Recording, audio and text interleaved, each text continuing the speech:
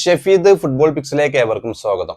Portuguese super താരം Cristiano Ronaldo നമുക്കറിയാം നിലവിൽ Saudi pro league club Al നാസറിന്റെ തന്നെ താരമാണ്. അദ്ദേഹത്തിന് അൽ നാസറിന്റെ കൂടെ കിരീടങ്ങൾ നേടാൻ കഴിയുന്നില്ല എന്നുള്ള വിമർശനങ്ങളൊക്കെ ഉണ്ടാകുന്ന സമയത്താണ് ശരിക്കും അദ്ദേഹം ക്ലബ്ബ് വിട്ടു പോകാനുള്ള സാധ്യതകളുണ്ട് എന്നുള്ള റിപ്പോർട്ടുകളൊക്കെ വന്നിരുന്നത്. പക്ഷെ അദ്ദേഹം അൽ നാസറിൽ തന്നെ തുടരാൻ തീരുമാനിക്കുകയായിരുന്നു. അദ്ദേഹം അൽ നാസറിൽ തുടരുന്നതിന്റെ പ്രഖ്യാപനം വന്നതിന് ശേഷം കൂടുതൽ മികച്ച താരങ്ങളെ അൽ നാസറിലേക്ക് എത്തിച്ചുകൊണ്ടിരിക്കുകയാണ്.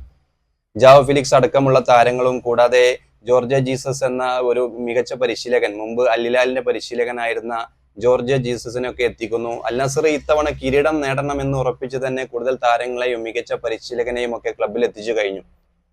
ക്രിസ്ത്യാനോ റൊണാൾഡോയെ സംബന്ധിച്ചിടത്തോളം, പോർച്ചുഗലിനെ സംബന്ധിച്ചിടത്തോളം ഒക്കെ ഒരു മികച്ച സീസൺ അല്ലെങ്കിൽ ഒരു നിർണായക സീസണാണ് വരാനിരിക്കുന്നത്.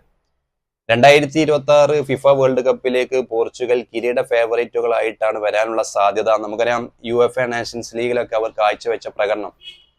ക്രിസ്ത്യാനോ റൊണാൾഡോയെ സംബന്ധിച്ചിടത്തോളം കൂടുതൽ താരങ്ങൾ ക്ലബിലേക്ക് എത്തുന്നു. നിലവിൽ അദ്ദേഹം ഏറ്റവും മികച്ച ഫോമിലാണ് കളിച്ചുകൊണ്ടിരിക്കുന്നത്.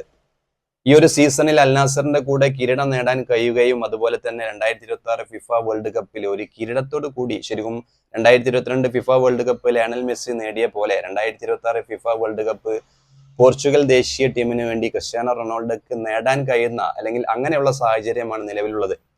അൽ നാസറിന് വേണ്ടി നിലവിൽ മികച്ച ഫോമിൽ കളിച്ചുകൊണ്ടിരിക്കുന്ന ക്രിസ്ത്യാനോ റൊണാൾഡോ വരാനിരിക്കുന്ന അല്ലെങ്കിൽ ഒരു പുതിയ സീസൺ ഓഗസ്റ്റ് അവസാനത്തോടെ ആരംഭിക്കുകയാണ് Saudi pro league. Saudi pro ലീഗിൽ മികവ് പുലർത്തി ശരിക്കും 2026 ഫിഫ വേൾഡ് കപ്പിലും ക്രിസ്ത്യാനോ റൊണാൾഡോ അതേ മികവ് പുലർത്തുകയാണെങ്കിൽ 2026 ഫിഫ വേൾഡ് കപ്പ് ചാമ്പ്യന്മാരാകാൻ സാധ്യതയുള്ള ടീമുകളിൽ ഒന്നാണ് പോർച്ചുഗൽ.